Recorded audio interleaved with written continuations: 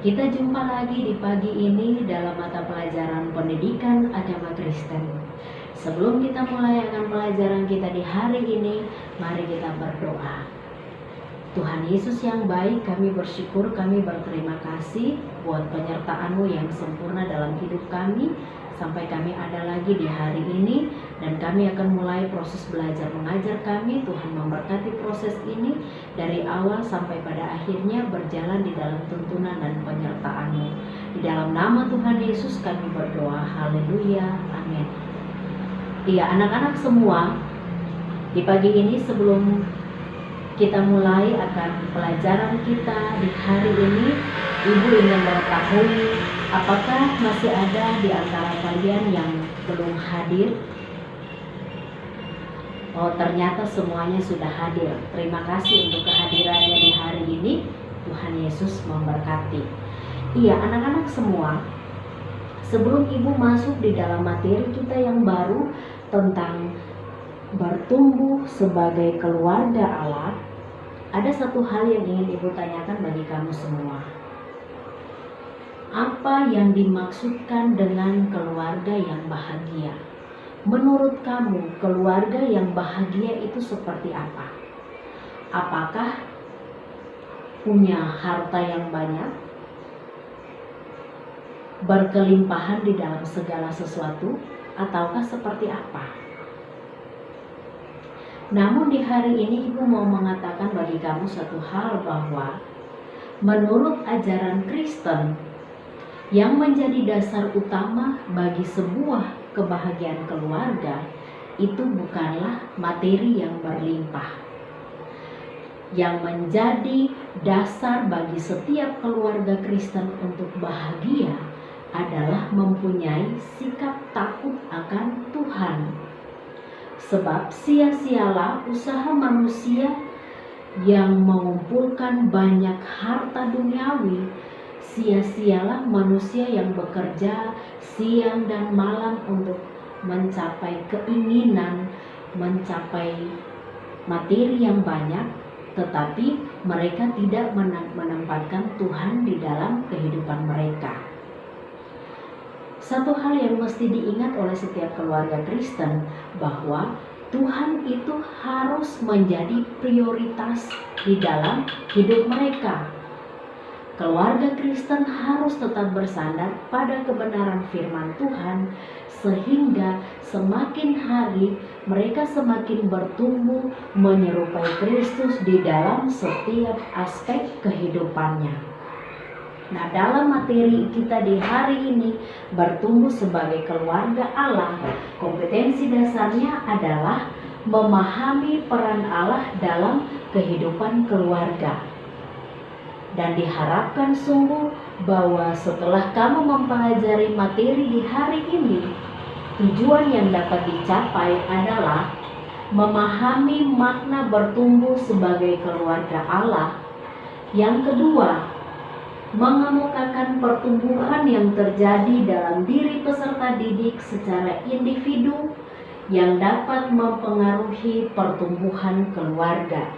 Dan yang ketiga, memahami dan memaknai apa itu berakar, bertumbuh, dan berbuah di dalam Kristus. Indikator kita di hari ini adalah yang pertama, memahami makna bertumbuh sebagai keluarga Allah. Yang kedua, mengemukakan pertumbuhan yang terjadi dalam diri peserta didik secara individu yang dapat mempengaruhi pertumbuhan keluarga. Yang ketiga, memahami dan memaknai apa itu berakar, bertumbuh, dan berbuah di dalam Kristus.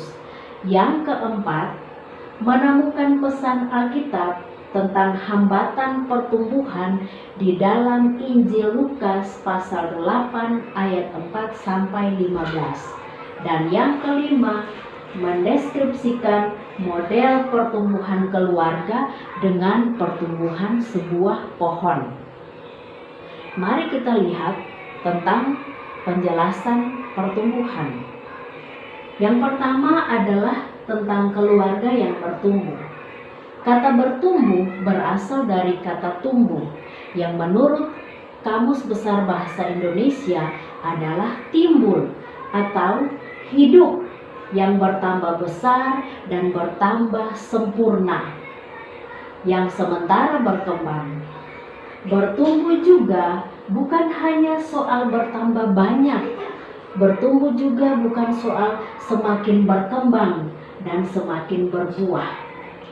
Tetapi satu hal yang mesti diingat, bahwa kalau dia bertumbuh berarti ada terjadi perubahan, ada perkembangan, ada sesuatu yang dihasilkan. Dan sesuatu yang dihasilkan itu adalah buah. Setiap individu akan mengalami pertumbuhan secara terus-menerus. Ya, silahkan kamu lihat pada kiri kanan temanmu, silahkan lihat kiri kanan temanmu, apakah mengalami pertumbuhan? Boleh juga kamu mengadakan percobaan di rumah dengan kamu menganalisa, kamu lihat di antara anggota keluargamu mungkin ada yang berubah, ya, karena pertumbuhan masing-masing orang itu dia berbeda-beda. Pertumbuhan ini dia terjadi terus-menerus. Dalam kehidupan setiap keluarga Kristen, setiap anggota keluarga yang mau bertumbuh bersama, ada syarat utamanya. Apa syarat utamanya supaya setiap keluarga Kristen itu dia bertumbuh bersama? Yaitu harus berada di dalam ajaran Tuhan Yesus Kristus. Setiap keluarga Kristen yang mau mengalami pertumbuhan secara bersama harus tetap berada di dalam ajaran Tuhan Yesus Kristus. Ada dua hal yang harus dilakukan supaya setiap keluarga itu dia menjadi bertumbuh. Hal yang pertama adalah harus hidup saling mengasihi dan menghormati. Itu hal yang pertama. Setiap keluarga Kristen yang mau bertumbuh harus ada rasa kasih di dalam diri, harus saling menghormati. Ayah hormati ibu, ibu hormati ayah, orang tua menghormati anak, anak harus mengasihi dan menghormati orang tua. Harus ada hubungan timbal balik. Sebab kasih itu sendiri adalah dasar dan fondasi. Mengasihi bukan hanya tugas dari salah satu anggota keluarga saja, tetapi mengasihi itu adalah tugas dari semua anggota keluarga. Syarat yang kedua adalah percaya pada pemeliharaan Tuhan. Jangan sampai keluarga-keluarga Kristen itu mendewakan atau menjadikan materi sebagai pusat dari kehidupan. Keluarga Kristen tidak boleh mendewakan harta benda. Keluarga Kristen tidak boleh menjadikan materi itu sebagai segala sesuatu yang utama.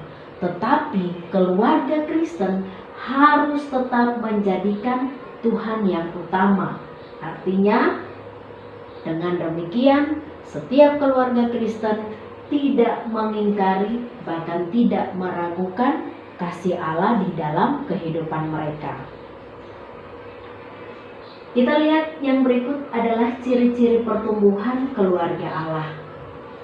Ciri yang pertama, keluarga yang bertumbuh adalah bertumbuh sebagai keluarga Allah, berarti bertumbuh di dalam Yesus Kristus, di dalam pengenalan akan Allah. Maknanya lagi adalah lebih mengenal Dia, menaatinya, menjadikannya sebagai pemimpin dan kepala di dalam keluarga. Jadi ciri dari setiap keluarga Kristen yang bertumbuh adalah yang pertama menjadikan Yesus Kristus sebagai kepala di dalam keluarga.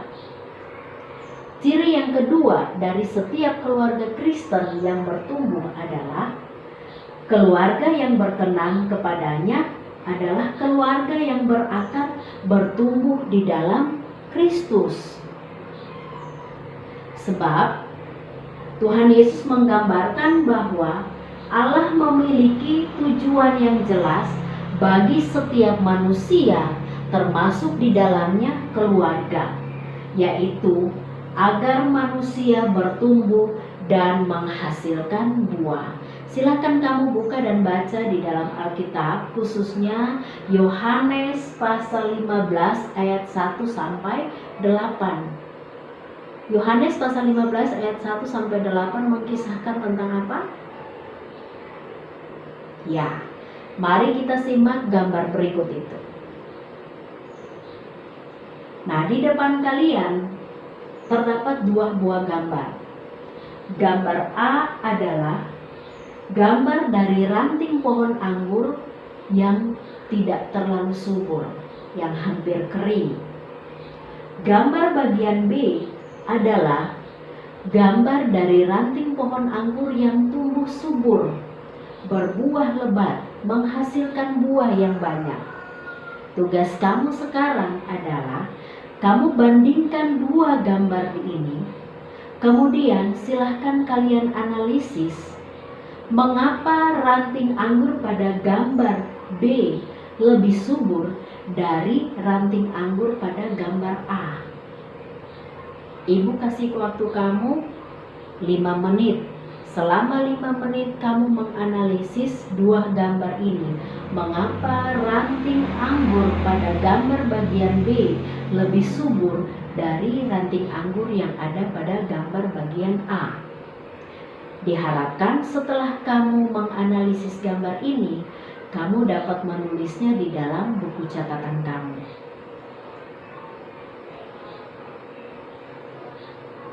Untuk bertumbuh dan menghasilkan buah yang berkualitas, diperlukan juga akar yang kuat dan kokoh. Sebab akar yang kokoh mampu memberikan asupan yang baik bagi pertumbuhan. Di depan kamu sudah ada gambar sebuah pohon, dan kamu boleh lihat pohon ini dia punya akar itu masuk sampai ke dalam tanah, dia merambat sampai ke dalam tanah. Kamu lihat gambar pohon ini baik-baik, amati dia. Berakar menunjuk pada pohon dan tanaman lain yang akarnya tertancap jauh ke dalam tanah, seperti pada gambar di depan ini. Akar merupakan bagian dari tumbuhan yang memungkinkan dia untuk tetap hidup. Sebab akar yang kuat tertanam membuat pohon itu akan tetap hidup. Akar juga berfungsi untuk memperkuat dan memperkokoh berdirinya satu tanaman. Sama halnya juga dengan keluarga yang berakar di dalam Kristus sebagai sumber kehidupan. Dengan akar yang kuat di dalam Kristus dan dengan menjadikan Kristus dasar kehidupan keluarga, maka iman setiap keluarga Kristen semakin hari semakin bertumbuh. Keluarga yang berakar di dalam Kristus berarti keluarga yang menjadikan firman Allah sebagai tempat tinggal keluarga. Yang kedua, keluarga yang berakar di dalam Kristus adalah keluarga yang menyampaikan pengalaman iman atau kesaksian para leluhur kepada anggota keluarganya. Dengan demikian, hal ini sangat penting sebab orang dewasa sementara membentuk kehidupan generasi selanjutnya. Nah, di dalam keluarga kamu juga pasti kamu punya orang tua, pernah menceritakan pengalaman-pengalaman iman mereka bersama dengan Tuhan. Ataupun kamu mungkin pernah mendengar ada orang-orang yang memberikan kesaksian tentang bagaimana mereka punya pengalaman iman ketika mereka hidup takut akan Tuhan. Dan hal ini sangat penting bagi setiap keluarga Kristen untuk lebih lagi mendewasakan iman anak-anaknya supaya tetap berada di dalam Kristus.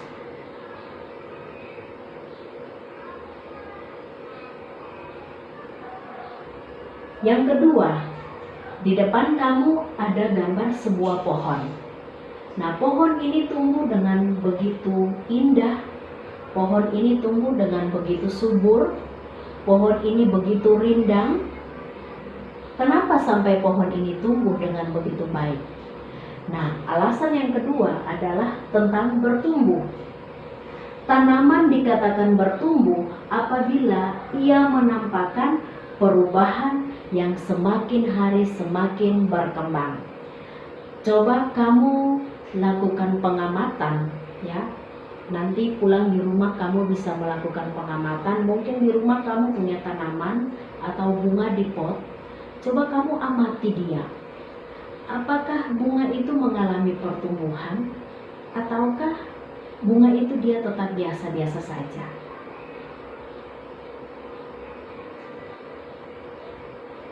Tanaman yang mengalami pertumbuhan berarti ada perubahan yang terjadi. Dia semakin hari semakin tinggi, dia semakin hari semakin indah, dia semakin hari semakin berkembang. Demikian juga halnya dengan setiap keluarga Kristen. Kunci dari setiap keluarga Kristen yang mau bertumbuh di dalam Kristus adalah mempelajari firman Tuhan, memperkatakan firman Tuhan, dan memberlakukan firman Tuhan di dalam kehidupan keluarga mereka. Ibu ulangi lagi bahwa kunci bagi setiap keluarga Kristen yang mau bertumbuh di dalam Kristus adalah memperkatakan firman Tuhan, mempelajari firman Tuhan, dan melakukan firman Tuhan itu di dalam kehidupan sehari-hari. Beberapa aspek pertumbuhan dalam keluarga adalah sebagai berikut. Yang pertama, keluarga sebagai tempat bernaung kudus. Artinya, keluarga harus tetap bersikap kritis dan menolak nilai-nilai yang merusak budaya keluarga. Keluarga sebagai tempat bernaung kudus. Keluarga sebagai filter. Keluarga harus bisa menolak setiap nilai-nilai yang bisa merusak budaya dari keluarga yang baik. Itu hal yang pertama. Hal yang kedua, keluarga yang menyambut kehadiran Allah dalam kehidupan sehari-hari. Misalnya, menghadirkan simbol atau objek yang mengingatkan akan kehadiran Tuhan Allah di dalam keluarga. Nah, Ibu, saya kasih contoh. Simbol-simbol apa saja yang bisa mengingat, yang bisa merupakan bahwa itu adalah lambang kehadiran Allah di dalam keluarga. Nah, kamu lihat di rumah-rumah setiap orang Kristen pasti ada yang namanya salib. Ya, orang sampai meletakkan salib di dalam keluarga itu berarti menunjukkan jati diri mereka sebagai seorang Kristen, sebagai seorang pengikut Kristus. Selain itu juga dengan adanya gambar-gambar Kristen di rumah, kemudian juga dengan sering menyanyikan lagu-lagu rohani, berarti orang bisa mengetahui bahwa ini adalah keluarga Kristen. Kemudian yang ketiga adalah keluarga yang mencari tuntunan Allah yang dilakukan dalam berbagai pertemuan dan kebaktian keluarga. Tentu di rumah kamu masing-masing sering dilakukan yang namanya ibadah keluarga atau juga dikenal dengan nama binakel, bina keluarga. Selain itu, ada juga yang paling besar, misalnya ada beberapa keluarga yang berkumpul untuk beribadah bersama-sama. Kemudian yang keempat adalah keluarga yang menopang kehidupan religius atau rohani masing-masing anggota keluarga. Misalnya melalui sharing bersama, sharing tentang kebenaran firman Tuhan, kemudian juga orang tua yang memberikan nasihat kepada anak, atau kakak yang memberikan nasihat kepada adik. Itu yang mesti dilakukan di dalam kehidupan setiap keluarga Kristen. Kehidupan orang percaya seharusnya bertumbuh di dalam pengenalan akan Kristus, bertumbuh dalam pengenalan dan pemahaman akan firman Tuhan, bertumbuh dalam pelayanan, selalu menyaksikan kasih dan kebaikan Tuhan Allah di dalam kehidupan keluarga, bukan hanya untuk lingkungan keluarga, tetapi juga menyaksikan kasih dan kebaikan Tuhan Allah bagi orang-orang yang ada di sekitar keluarga. Artinya bahwa apa yang diucapkan oleh bibir itu juga harus sesuai dengan hati, bahkan itu mesti dinyatakan lewat tingkah laku kita dari hari lepas hari. Itu adalah ciri dari keluarga Kristen, keluarga yang bertumbuh di dalam Kristus. Biasanya kalau kamu amati pertumbuhan sebuah tanaman, tentu ada hambatan-hambatan yang terjadi, ya. Mungkin saja di rumah kamu bisa melihat tanaman yang tiba-tiba dia menjadi kering, tanaman yang tiba-tiba kemarin dia tumbuh subur dan hari ini dia sudah layu. Tentu pasti ada hambatan, ada alasan mengapa sampai tanaman itu dia bisa mati atau dia bisa layu. Nah, demikian juga dengan pertumbuhan dari setiap keluarga Kristen. Tetap ada hambatan yang terjadi bagi setiap keluarga Kristen yang mau bertumbuh. Nah, mari kita pelajari bersama. Silahkan kamu buka di dalam Injil Lukas, Lukas pasal 8 ayat 4 sampai dengan ayatnya yang ke-15. Hambatan yang menyebabkan orang tidak bertumbuh adalah banyak orang Kristen yang datang beribadah. Dia sangat senang mendengarkan kebenaran firman Tuhan. Hambatan yang menyebabkan orang tidak bertumbuh adalah banyak orang Kristen yang datang beribadah. Mereka sangat senang untuk mendengarkan kebenaran firman Tuhan, sangat senang untuk mendengarkan khotbah-khotbah yang disampaikan oleh pendeta.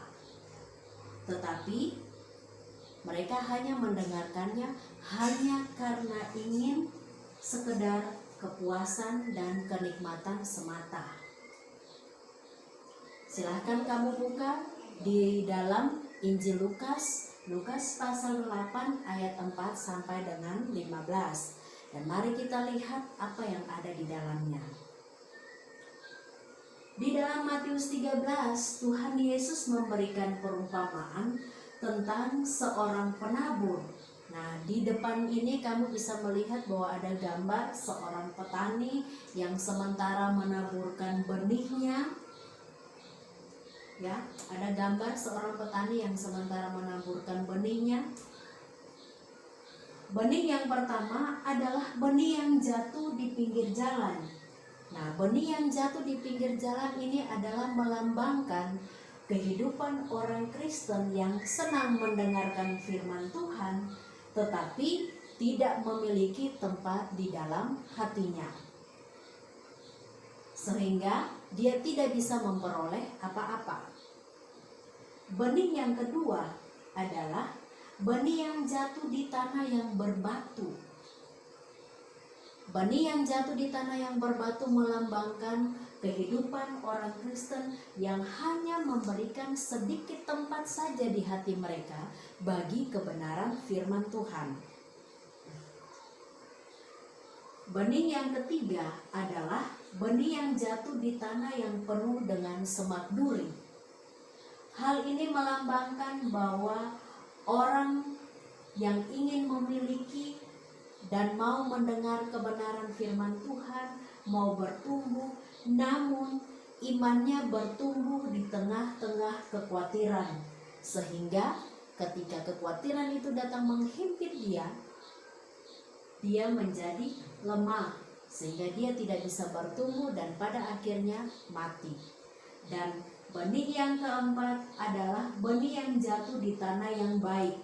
Hal ini menggambarkan kehidupan orang Kristen yang setia kepada Tuhan, yang setia mendengarkan kebenaran firman Tuhan, dan punya tempat untuk kebenaran firman Tuhan itu ada di dalam kehidupannya, serta dia melakukan itu dengan setia di dalam kehidupannya dari hari lepas hari.